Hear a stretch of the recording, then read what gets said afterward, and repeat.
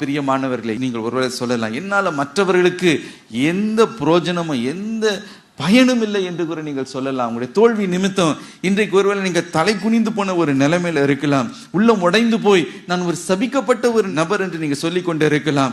இன்னும் என்னுடைய வாழ்க்கை அமையலை, இன்னும் என்னுடைய வாழ்க்கையில குறைகள், இன்னும் என்னுடைய வாழ்க்கையில ஒரு ஆசீர்வாதம் இல்லை என்று, என்னுடைய வாழ்க்கை அலங்கோலமாக தலைகீழாக இருக்கிறது என்று ஒருவேளை இன்றைக்கு உங்களையே நீங்கள் நொந்து கொண்டு இருக்கிறீர்களோ, இன்றைக்கு நீங்க செய்ய போகிற ஒரே ஒரு காரியம் என்னன்னா, இன்றைக்கு உங்களுடைய மனவேதனைகளுடைய கசப்பான அனுபவங்களை, உங்களுடைய துயரத்தை, உங்களுடைய வேதனைகளை கர்த்தரிடத்துல கொண்டு சென்று, கர்த்தாவே என்னை ஆசீர்வதியும் என்று சொல்லும் பொழுது, எந்த இடத்துல நீங்க வேதனைப்பட்டீர்களோ, எந்த இடத்துல நீங்கள் சாபமா இருந்தீர்களோ, அதே இடத்தில் கர்த்தர் உங்களை ஆசீர்வாதமாகவும், கர்த்தர் இன்றைக்கு உங்களை மாற்ற அவர் வல்லமை உள்ளவர். ஹல்லேலூயா.